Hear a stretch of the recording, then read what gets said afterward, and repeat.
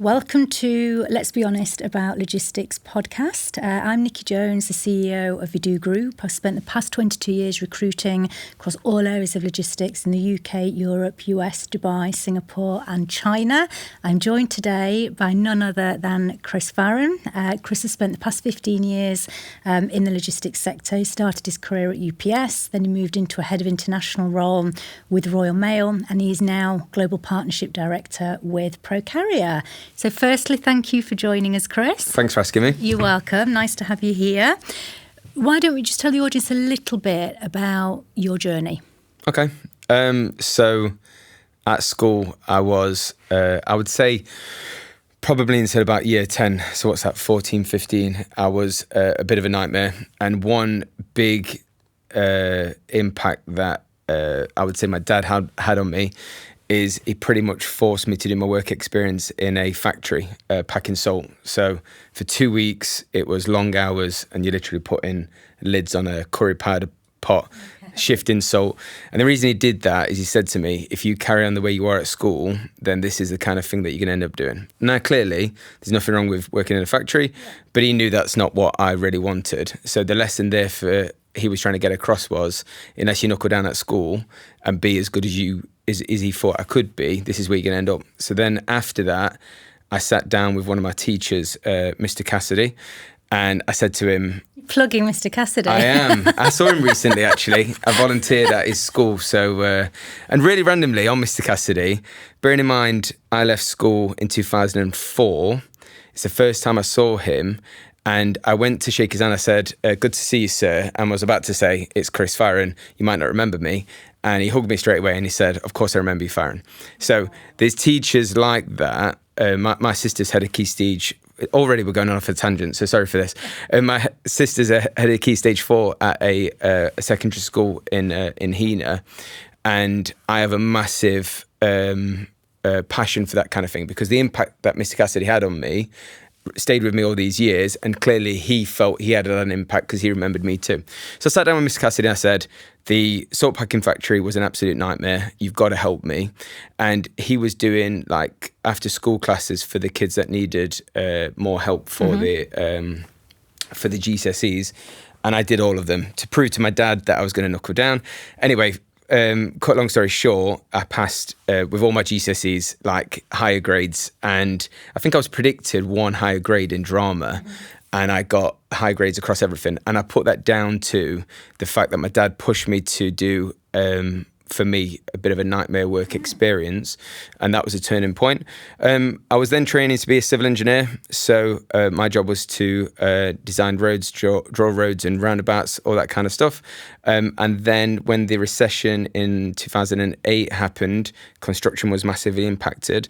So I was redundant and I couldn't find work for a while. I was stacking shelves at IKEA, which was a bit of a nightmare. And I bumped into an old friend who said, there's a job going at UPS. I think you'd be good at sales. And I said, who are UPS?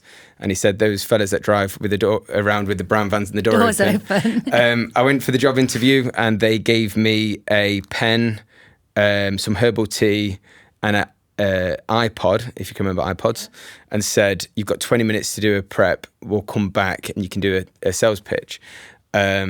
So I did, and there was a guy called Luke Prokopriuk, who's a good friend of mine now. Did the interview with him. He took a chance on me.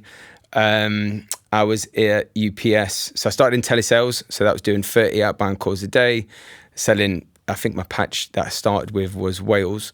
So I did that for a couple of years. Then I was team leader. So I ran a sales team, telesales team of about 9 people. For a year or so, then account manager, covering the West Midlands. Then I went to national to cover the whole of Wales, which I wouldn't recommend to anyone if you live in Nottingham, commuting to Wales and back every day. Home for your tea. Which was good for my podcasts and audiobooks. So I did that for 9 months, and then I got a message on LinkedIn from a recruiter saying, there's a job going at Royal Mail, are you interested? And I said, thanks for your interest, but I see myself being at UPS for the next 20 years. I was very, very hardcore UPS. And then she responded saying, it's managing Amazon. And I was convinced. I was like, absolutely cannot let go of an opportunity to manage. So is that from an account management perspective, a product to begin development? with, yeah. So it was an account management job reporting to James Cregan. Sorry, Matthew Crosdale to begin with, and then ended up James Cregan. And that was amazing. So I would say my career journey had been like a steady increase. I'd done telesales manager, account manager, national. So it was a good. I was progressing career development, a good pace that I was happy with.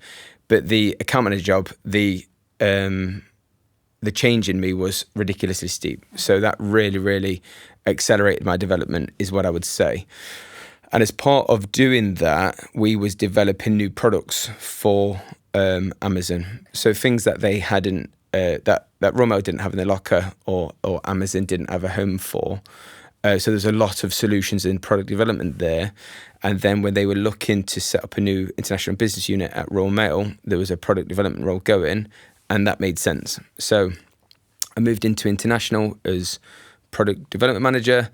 Then 9 months later, my manager left. I think he went to work in the NHS. I took over as head of international products. I did that for a few years. I'm trying to make sure these years add up. Yeah. That's why I look about 50. And also because I did a night shift last night.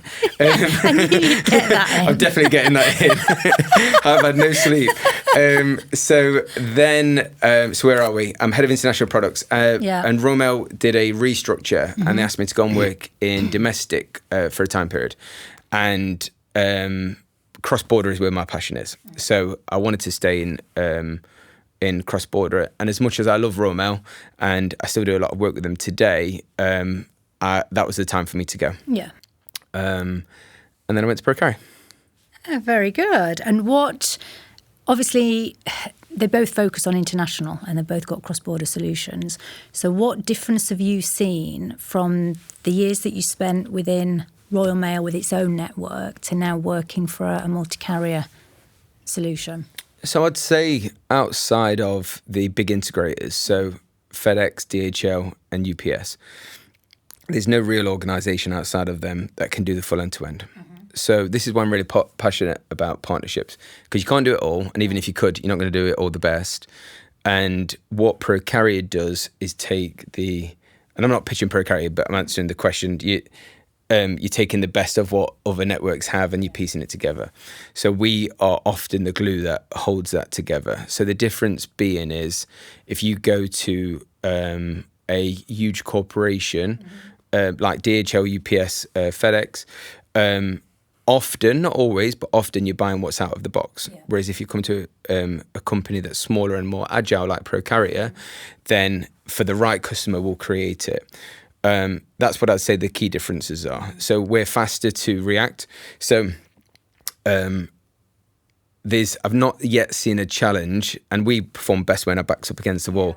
I've not yet seen a challenge that we haven't been able to react very quickly to. And in fact, the birth of Procarrier in terms of parcels mainly came out of Brexit. And as the story goes, I'm sure there's a lot of carriers that claim this, but we believe that we had the first truck go past the border post-Brexit. So I would say the agility and the pace are the key differences. Okay, and how did you find that transition going from a multinational like Royal Mail to a smaller, agile business? Yeah. If I'm honest, I feel like I'd finally found, for what I wanted to do, my real home. I was very jealous when I was at Royal Mail of an organisation that most people listening will know of, P2P. Yeah. I felt like if someone had gone to P2P and say, we need to build parcels to the moon, P2P would have put something together. Yeah. Whereas other large organisations would say, we don't send parcels to the moon. Obviously, I'm using a silly example to make my point. Were you referring to the red tape, the unionisation? Exactly, all of that kind of stuff. Yeah. So when P2P was acquired by FedEx, I was pretty sure that there was a risk that they would lose that uniqueness of what made P2P. Agility and pace. Exactly. So I looked at the people, the execs that had left P2P, and I looked at the companies they'd gone to, and I said, Procarrier is the one that I feel would be the best for me. Yeah, and they nearly didn't get you, did they? Yeah, so this is You owe me, my friend. The story goes, I put my CV into an old colleague that was at P2P.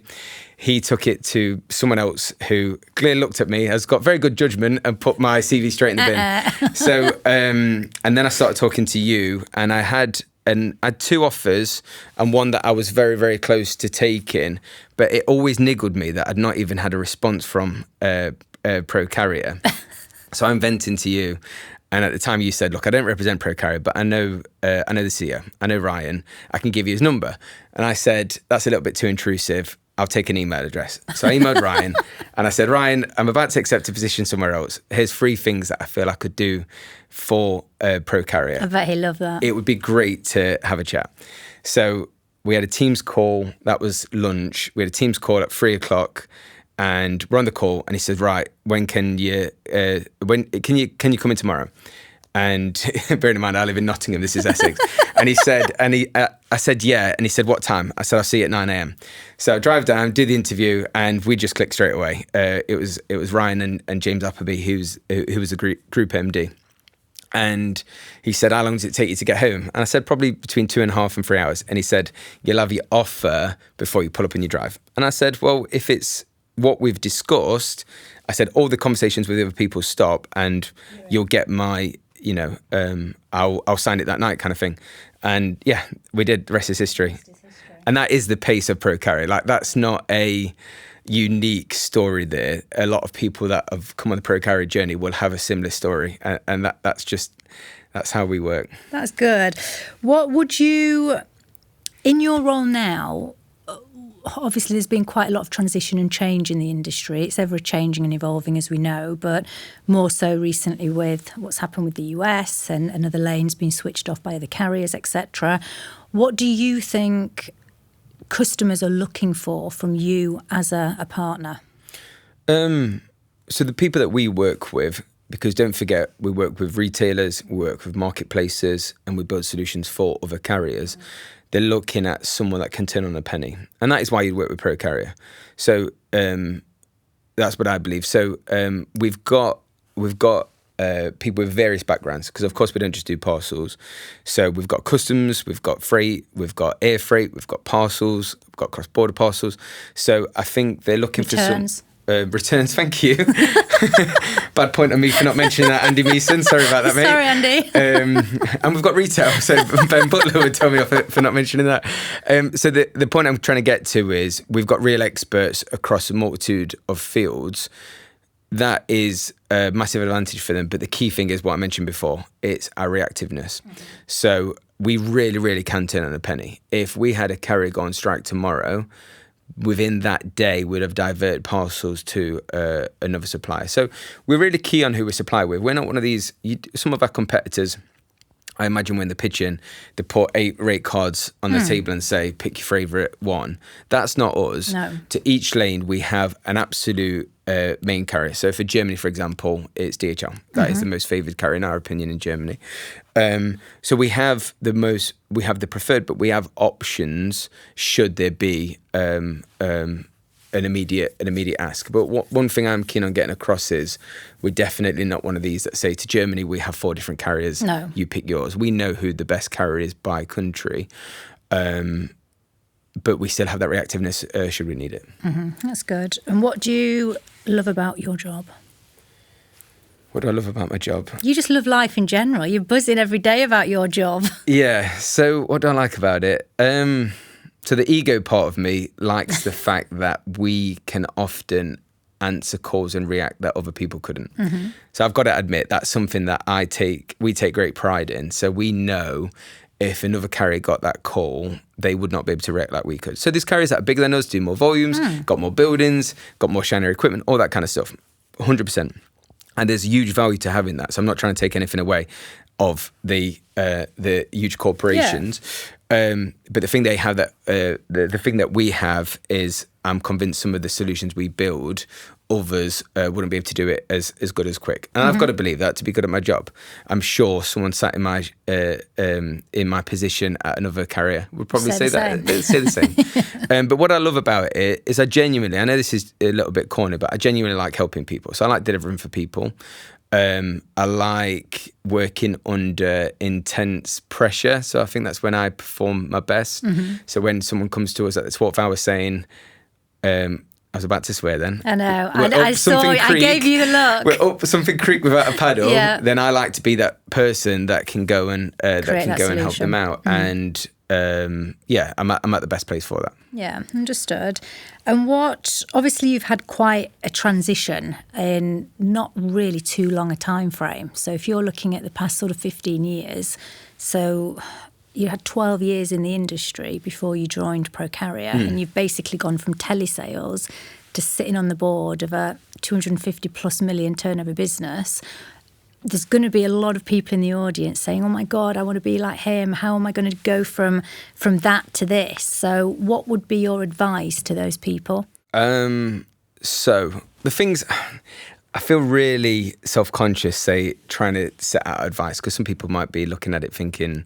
But in your opinion, based on your So what I've done is I've got a natural... So Ryan, our CEO, always teases me saying I've got a hero complex. Yeah. Who knows where that comes from? But genuinely, from the bottom of my heart, I like helping. I like helping people.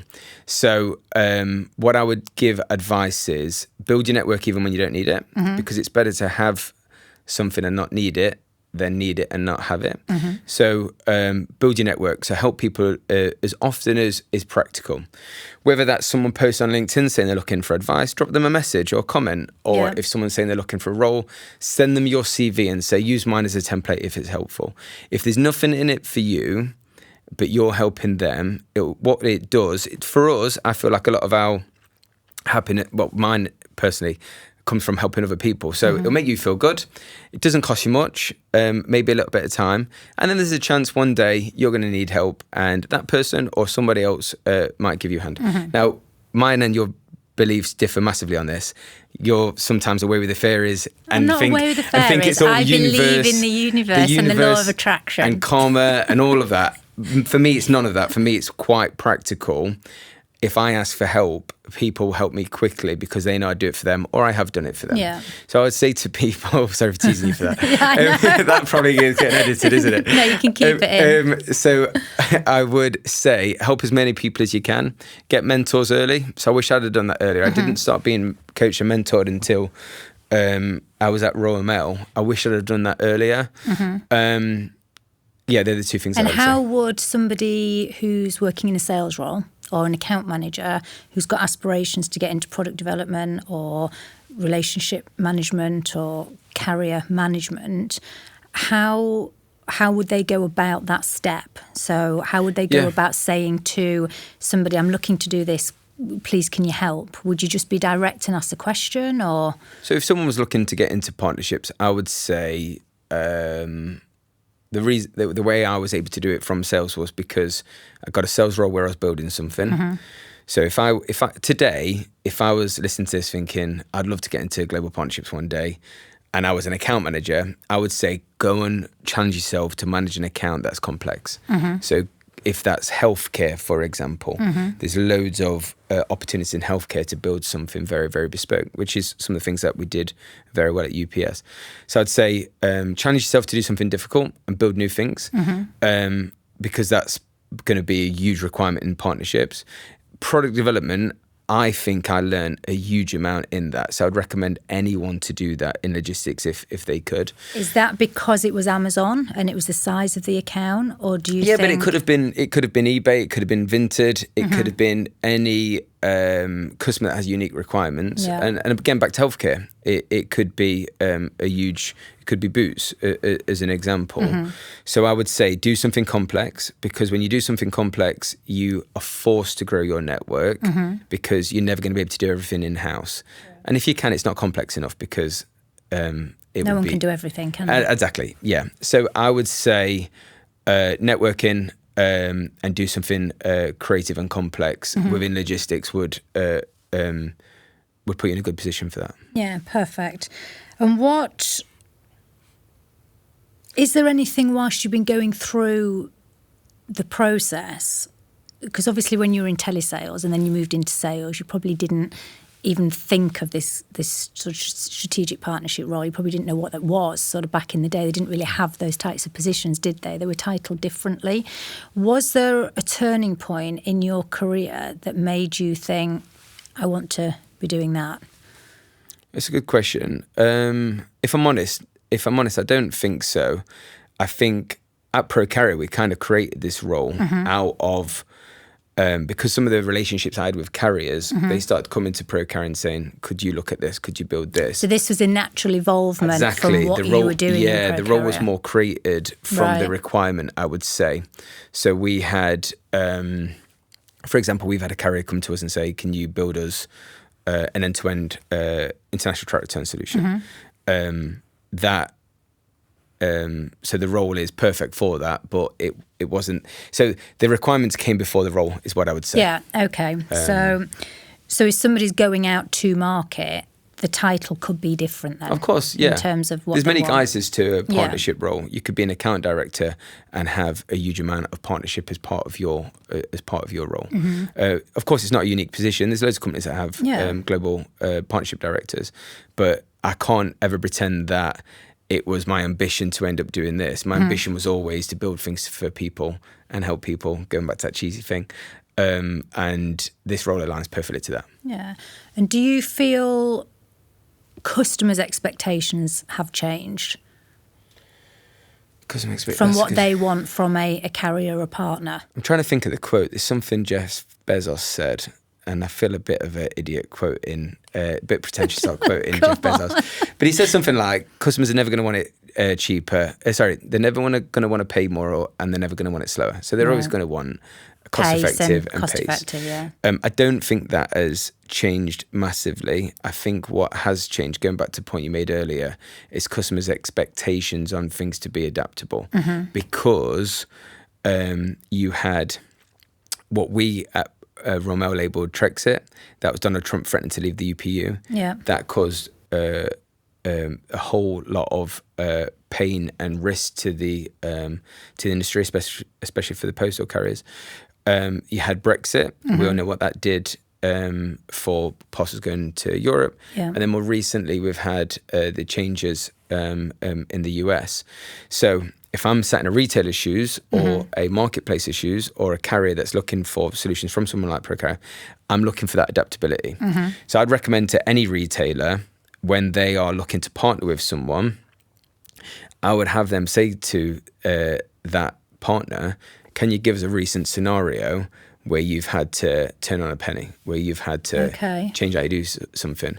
Because it's when things are easy, any carrier can do it. Yeah. It's when things are really, really difficult and there's immediate change that's when you're going to really be able to separate. Well, it's that pivot piece, isn't it? And that's what I think they're looking for. Yeah. I think if you didn't need any of that, then there's no massive sell for a company like us. Okay, understood. Is there a setback that you've had, sort of rising into this sort of board level appointment, that made you at any point think this isn't for me? I'm very, very lucky that I've had some amazing leaders all the way through. So I've been very fortunate there. But I had one terrible experience with, I think I can say a name because, in fact, I won't. Don't be getting me sued. I think she works in a chip shop now, and she lost her job. So this particular manager. So she was your direct line manager. Yeah. So she ran telesales at UPS, and I'd ticked all the boxes to go to the next step, which was account manager, and she did everything she could to block it. Why was that? Was it she was threatened, or did she not like you? To try and get into that individual's mind would be... Is that another podcast? Yeah, exactly. Many people have attempted, and if anyone's listening to this and knows the individual, I'm definitely going to get a couple of messages to say, you should have said a name. So who knows? There's a couple of reasons. I think it'd have left a bit of a challenge for her to recruit, but that's something that everyone lives with every day. But I took a massive risk. So at this point, I was ready to leave because it was that bad, and I felt like now I've got a little bit of more experience behind me. I should have followed the process and gone and raised a grievance, and I know HR would have been supportive and all that kind of stuff. Easier said than done when you are, what would I have been, 23, something like that. Okay. So I wish hindsight's a beautiful thing.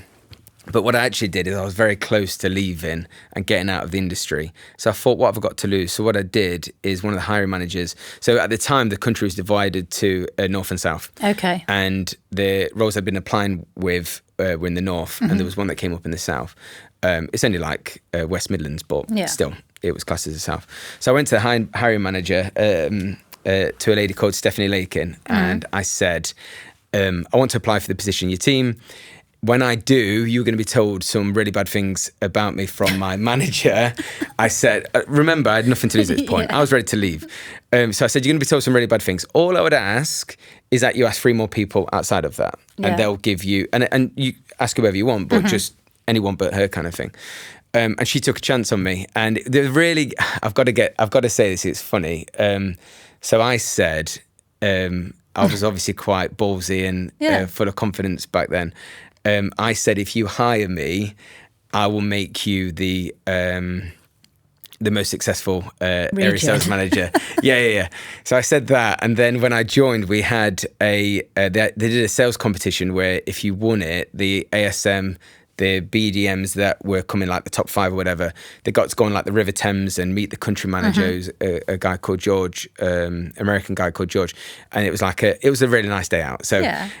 We won it, and I was on the boat with her, and I was like, "Told you." So it was like really cool. She did not have to take that chance, and I would say that was a massive turning point because I genuinely would have left. I don't know what I'd be doing now. Who knows? I might be doing something better, but there's a equally good chance that I wouldn't. So the fact that she took that chance was a big turning point for me. Well, talking about that, then, who else would you say has been a really good mentor to you over the past sort of few years? I've had loads. The ones that come to mind, I would say James Cregan at Royal Mail. Royal Mail, yeah. I know you know James, and I count him as a personal friend now. So he was, the thing that he did that was amazing, and he made you really want to work hard for him, is he would share the success. So even though his name was above the door, he would share that. So he would say, let's say he did 60% of the work and I did 40% of the work. He'd present it and say, this was a Chris Farren win. Oh, wow. He did not need to do that. No. But when he did that, that made me work so much harder for him. So I learned that from him. Who else? So John Nicholson, he was my coach. So I had a coach and mentor at the same time, which I'd recommend to people, definitely. So Anthony Harvey was my mentor, and John Nicholson was my coach. Okay. 2 very different characters, and I got something very different from both of them. And what John used to do is really, really, really push you on the why, the so what. So if you say, I'm doing this, so what? And then so what? And he'd really, really get you to go down to the nth detail and challenge your thinking there. And he also encouraged me to do 360 feedback. Have you ever done this? No. So you ask your seniors, your peers, anyone that works for you, you say, what's something I should stop doing, start doing, and continue doing? Oh, that's interesting. It's really, really good. It's a bit scary to do because, of course, no one wants to hear a bunch of your colleagues saying, here's all the things that you should stop doing. But a lot of leaders might adopt that if they're not already doing it. That's quite an interesting exercise. I think it's I don't think it's uncommon, but he really pushed me out of my comfort zone to do that. And I'm not saying I'm a finished article. No one is, but it really helped me develop. And then Anthony, I mean, he's got a brain the size of a planet. So he really helped me understand how you tell stories at board level. So if you're asking for something, how do you articulate that? And something he taught me about Nick Landon, because Nick was our exec sponsor at the time on Amazon. He said, if you send an email to Nick, he needs to be able to read it without moving his finger on his iPhone. Okay. So that is the bullet point You know, what are you trying to get across and get to your point quickly? Now, everyone's different. If you're dealing with an analytical, so for example, our financial director, Ian, he wouldn't want that. He wants the temp. Absolutely, because it takes all sorts, doesn't it? And it depends on their job roles, doesn't it? And responsibilities. And you're learning on who you're pitching to. So he really helped me to tune in on that. So I'd say there's some of the ones that have stood out. Key ones. If you're talking more recent, I could go into people like Pro Carrier, but I think he was talking about on my journey. Just throughout your journey. You've got an interesting role, and probably no one could write a job spec for your job because I'm speaking to you regularly. I can tell you what, every day. Night shift last night definitely wasn't. Exactly, every day is different. But if someone shadowed you for a week, what's the most interesting thing they would realise about your job? Not sure how interesting. Or surprise them, should I say? What would surprise them the most? I've probably got, I know everyone's self-diagnosing these days, but I've probably got ADHD. I cannot stop fidgeting. I swear way too much than I should. I like playing pranks on people. In the office? That stopped, and that had to stop because that got way too far. And also, there's Pro Carrier to that, and I would never want to go toe-to-toe with any of them. So yeah, I like winding people up, I would say. I'm on the phone way more than I should be, and I don't mean on social media. That's not a big thing for me. I mean practically speaking on my phone. I would say that's what would surprise people. Okay, interesting. What do you think's obviously we've talked about people transitioning from the telesales to the sales to the more senior. Do you feel the experience is needed? Do you think that that's something that can be taught if someone's got the right sort of attributes and work ethic? Or do you think to start getting into that sort of partnership role, someone really does need to have come from within the industry? Do they need to come from? No, I don't think so. I feel like if you've done products or product development, I interviewed someone for a job at Royal Mail and they worked at the BBC. Right. And I was close to hiring them. And what did you like about them coming from out of industry? For me, it's not about in or out of industry. It's how you do a process. Right, okay. So whether you're going to work at Colgate or FedEx, if you're doing product development or partnerships, what is relevant is how you network and support people and how you fix problems and build things. Okay. So I think for I think it's a difficult one because putting my teeth back in for partnerships. You have been up 28 hours. For partnerships, you clearly need to have that network, and that needs to be industry specific. So I think it'd be hard to go into global partnership role at a carrier without that network. Because if I was interviewing someone, so we've recently hired a global partnerships manager. If I wouldn't interview someone out of industry because I would need them to hit the ground running. I need them to have the relationships. If I was head of international products at Royal Mail still, and I was interviewing a product manager or product development manager, then it's less relevant, I would say. Because it's a bigger team, there's a bit more support. Yeah, and how you build a product for, like I say, Colgate or FedEx, it's going to be, your methodology is going to be very, very similar. Yeah. And obviously, you've sort of been promoted year on year. You've been there 3 years and you've had 3 different jobs. What, in your mind, does the next 5 years look like? What does the next 5 years look like? I honestly, my role, I think my area will could naturally grow. So what will probably happen is 90% of my time now is taken up on C2C. So I think naturally my role will move in the next 2 to 3 years to more a C2C role. So right now I'm acting program director for C2C because that's where a huge amount of our product development is going into. So I will probably think it will develop into C2C. Okay, interesting. Are you managing a team at the minute? Yes. So under me, I have customer services. I have solutions development, specifically for C2C. Yeah. And then I have a partnership manager who, James, Of course, he looks after our partnership development outside of C2C, because C2C is just that big that it's a full time, and we're also recruiting for an account director to help manage the C2C relationships and develop. Nice. Okay, so it's evolving. And do you enjoy massively. That management side? Do you like the mentoring development? If I'm honest, it's going to sound so obvious. If I've got a good level of people, then I love it. But I'm not. If you gave me a team of 100 people with a mixed ability, experience, and work ethic, then I'm not great at that, because I get very frustrated. So when I managed telesales or sales teams in the past, or even at product level, if I had someone in my team that didn't have the work ethic, or I find it personally frustrating. Yeah. So I think a good manager, someone better than me, would take on all sorts, and they'd be able to get more out of that person. For me, because I move so quickly, I like to get things done. And if I had someone that was dragging us behind, not at pace, I just don't have that patience, if I'm really, really honest. So the team I've got right now is amazing, but would I want to take on a team with a mixed bag? I've got less interest in that, if I'm honest. Yeah, no, I understand. And what do you think has been the best piece of advice you've ever been given? Best piece of advice I've ever been given?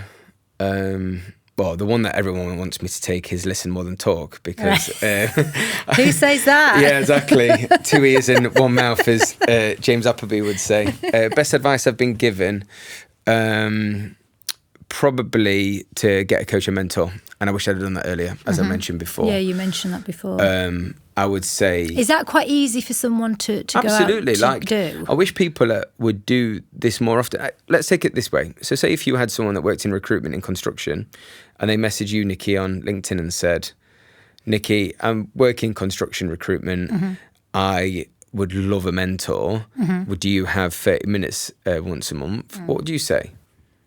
Yeah, true, actually. You'd say yes, wouldn't you? Help, but, so I don't think there's many barriers to that, and I would encourage people to do it outside of their company as well. So last year, John Nicholson, when he was MD at Royal Mail, he mentored Ben Butler. Interesting. He was our ops director at the time. He's now our sales director. He mentored him for 6 months, and I know them both really well personally, and both of them got nearly an equal amount out of it, and now they're pals. They'll go for a pint if they see each other. So, okay, nice. Yeah, I think I would encourage people to get a mentor or a coach outside of their company sometimes as well, but absolutely outside of their area of business if it is within the same organisation. Yeah, that's interesting, because it's a fresh perspective, isn't it, as well? Fresh pair of eyes. Of course it is. Someone to challenge you, because, you need someone that you don't work with every day to spot things that other people might not be picking up on. This is an interesting one. What's a question you wished people asked you more often? I don't think me personally, but one thing and this is, I guess we could cover this when we talk about some of the books, but no one asks anyone if they're happy.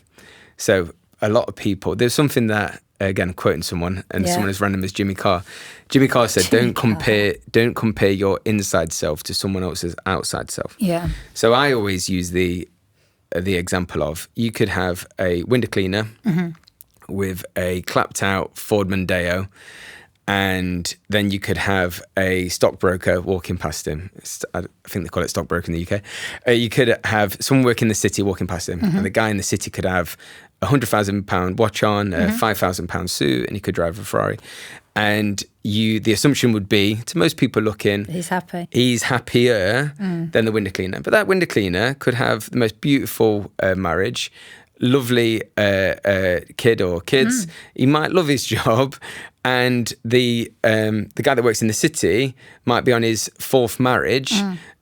Might be on the brink of a mental breakdown, and he might be miserable. So I think it would be, again, it's going a little bit cheesy here, but I think it would be better for everyone if you really understood each other and yourself, what actually makes you happy, and if the measure of success was happiness, then all of this BS that all this BS that you see on Instagram would count for a lot less, I would say. Yeah, well, I think that's what people are projecting. They want you to think they have that perfect life. Yeah. But there's a lot of people you look at on there and think, well, I know that that's not happening or that's not happening, but that's someone's inner self, isn't it? Yeah, if you go on Instagram, you'll see a fella the best of what they think. Yeah, he's on holiday in Santorini with his missus, and he's saying, "Look at what an amazing time I have." But the next weekend, he didn't post that he spent the night on the settee because she checked his phone. Do you know what I mean? So, exactly. Yeah. So I wish people were more authentic, is what I would say. Yeah, that's a good one. Well, what makes you happy then? That leads me on to that question. Most of mine, if everyone's going to say this, aren't they? Any parent, you'd say it with Harry, I say it with Fred. So I've got a little boy, Fred, he's 7, and I would say that's where you get your most happiness. I get my most from. I think that, and I think helping people. So I volunteer for a charity called Young Enterprise. I wish I could spend more time doing it, but I really enjoy giving back. I've got a massive passion, as you know, from helping working class people get into business. So I think my happiness comes from helping other people and getting beat up by Fred, who's just won his first gold in his first jiu-jitsu competition. So I'd say that's where most of my happiness comes from. Oh, good. And what do you think's your why? Why do you think that is purely family and Fred, or personally have you got other sort of areas? I think it is mainly those two things. So my mum was a cleaner and my dad was a delivery driver. And my dad and my mum, I lost my mum when I was 14, so I'm mainly going to mention my dad. But he really, really pushed me to go into roll-up positions that would give me things that we didn't have growing up. So I didn't go on a plane till I was 17, whereas I'm super proud that Fred's 7. I think he's been to over 10 countries already. He's just been sandboarding in Morocco. That wasn't even, I didn't even consider that growing up because it just was not what happened to my circle of friends or family or whatever. So it sounds like I just work hard to spoil Fred. That's not the case. But it's experiences and memories. Yeah, that's what it is. So for me, it's experiences over practical things. So I want Fred to know the value in travel and learning about new cultures and having those experiences over valuable things. So I say to him, I often say, Fred, if you could have a room full of toys or a trip, which would you take? And he always says trip. So he's excited for skiing in the new year. He's excited for when we can next go New York or wherever we're planning on going. And I'm really happy that he has that outlook because I don't want him to be, and look, he's 7, so who knows what he'll be asking for in years when he's to come. 8 and 9. Yeah, exactly. Yeah, he's going to want an iPhone, all that kind of stuff. But I think that's my why. It's giving Fred life experience, and I've never been into material things. Mine has always been experiences. Yeah, I understand. Well, before we end the podcast, you're going to ask for this funny story. I'm going to ask you for a funny story first and foremost. So what is a story that makes you laugh when you tell it? So this is the only question that you gave me to give me heads up on because you didn't want me to give a really rude one. It's a little bit rude, but it's not too far. So, I'll give a very quick one, and then I'll give a really funny quick one was there was a guy called Phil Loughlin we worked for, and he was a lovely guy, but he had a bit of an aura about him of you wanted to make sure he looked busy when he was walking through the office. And one of the sales managers, a guy called Neil, Phil was coming into the office and he panicked, and to look busy, he started reading a piece of paper. Just like an A4. Yeah. But he didn't realise he had it upside down. So he's going like this, pretending he's busy. And in front of his boss? Yeah, and he didn't realise that we could see it was upside down. But no, a good funny story, and this is from someone that you know personally as well, James Mason. Oh, yeah. So I was working at UPS and we had a role come up, so I got James in. And at UPS, I don't think they do it anymore, but they used to send you, it was like sending you to school for 6 weeks. You'd go and do 4 weeks in class and then you would come back into your role for 2 weeks and you go back out for the other 2 weeks. And he was staying maybe in London, he was staying somewhere at a hotel.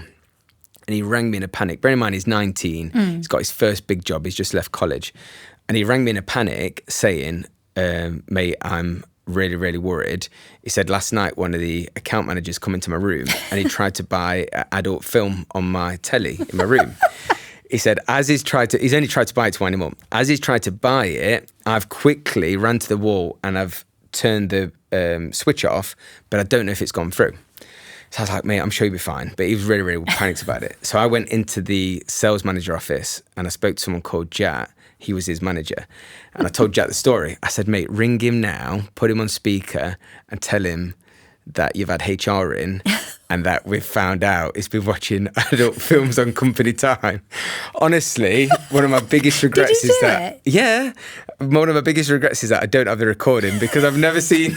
So he answered the phone. He's like, you know when your voice goes... like that. Honestly, I was in bits and I spoiled it because halfway through trying to explain it and panicking, he could hear me laugh. Oh. It took a long time for him to forgive me for that. Bless him. But yeah... that is quite a good story, actually. Yeah.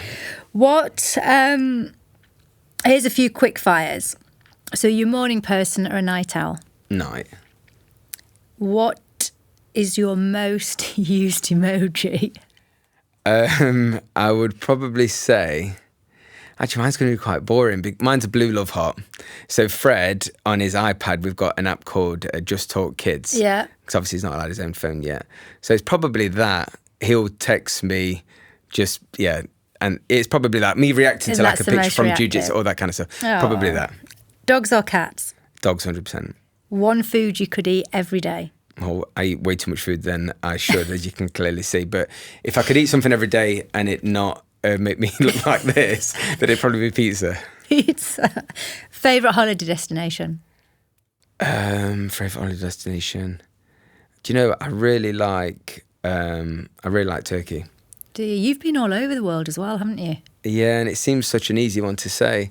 Yeah, probably. Actually, no. Skiing. Is that your favourite? So yeah, I'd say ski resort. I'd pick a ski holiday over a summer holiday. Yeah. Oh, I wouldn't. I love the heat. Yeah, I'm a sun worshipper. You've not given skiing a good enough chance. Maybe so. Favourite book, podcast, or film? So, if I do fiction and non-fiction, fiction, I'd say the Strike series. Do you know about these? No. So it's by an author called Robert Galbraith, but that's J.K. Rowling. Right. Incredible. I'm just on the most recent one now. Non-fiction. Sorry, that's fiction. Non-fiction, I would say either Sapiens or Happy by Darren Brown. Which is a lot about stoicism, which I try and practice, not as effectively as I should. But yeah, I'd say one of those two. And then podcasts, I listen to the Daily Newscast all the time because I'm sad. The Rest is Politics is incredible. Right. I absolutely love Rory Stewart. Joe Rogan, he's gone a little bit downhill recently. He's gone a bit crazy, but I still like some of those. Good. And what about films? What films? Goodfellas has got to be up there. There's loads. Some embarrassing ones. Grease. I really like Grease. I used to watch it a lot with my mum. That's like when you're telling me Adele's your favourite singer. Yeah, exactly. Thanks for that. Yeah, That's not a bad thing. But yeah, I would say a lot of the usual ones that you'd expect. Green Mile, Shawshank Redemption. I like Django Unchained. Like a lot. I like basically Martin Scorsese. Anything with Martin Scorsese, Quentin Tarantino, or if it's got Denzel Washington or Leonardo DiCaprio, I would say. Yeah, perfect. Well, I really appreciate you joining, Chris. Hopefully it's given the audience a bit more of an insight into who you are, your flight path, your journey, if they're looking to get from a sort of telesales sales role into a sort of senior strategic leadership role. Hopefully people have had some sort of value from understanding the journey, the flight path, what your job looks like on a day-to-day, and the sort of carrier networking piece and development piece that you do on a day-to-day. Is there anything you'd like to say before we wrap up? What I would say is I would encourage businesses where possible, and there's many ways you could do it, and I've got loads of ideas if anyone ever wants to reach out to me, but have a focus on getting working class people from working class backgrounds into business roles. I think we've done an incredible job. There's still more work to do. A sort of graduate apprenticeship type scheme? There's loads of ways you can do it, but I think we've come a long way and still work to do. But people talk about sexual orientation, gender, race. I think that's super important. But I've never heard a company, apart from Ryan, actually, our CEO, I've never heard of a company say we need to be looking at people from low aspirational areas. I hate that saying, but that's what the government calls it, and that's what I do in my charity. That's the reason I volunteer for Young Enterprise. So I would say I would like to see when we're at these schools and we're doing open days, I would like to see not just industrial manufacturing and MOD turn up to these things. I'd like to see some businesses with more white collar jobs go there. So when I volunteered recently at my old school, that's when I saw Mr. Cassidy. And we had JCB, we had the MOD, we had Quick Fit there. And the guy volunteering with me was at a private school 2 weeks before, and he said they had eBay, Google, and all these really. So it is changing then? No. I'm saying sorry. So that was in private, but they wouldn't come to the. So the private school had the massive, exciting, big corporate roles. I understand. The working class school I was volunteering at, it was just industrial manufacturing, MOD, and I just think that's something we've got to get better at. Level that playing field a little bit. Yeah, absolutely. What do you get when you're talking to these people? What sort of feedback, or these children, what sort of feedback are you getting from them about what they want to do? A lot of them don't think those opportunities are out there for them. They think it's someone else's. Sad. Yeah, it's really bad. And that's what we've got to change, because there's just as much talent. In fact, I think the hungrier... Probably more so, the hungry. I was hungrier because I had nothing than people that... and look, I'm not trying to have a dig at middle class. They can't help it, just like working class people can't. But I think you would get someone that's hungrier often from those kind of backgrounds. Well, thank you very much. I better let you get back to Freddie, hadn't I? Is it jiu-jitsu night tonight? I'm actually joining his jiu-jitsu class tonight. So, it's my first one. Oh, well, thank you, Chris. Thank you. Thank you.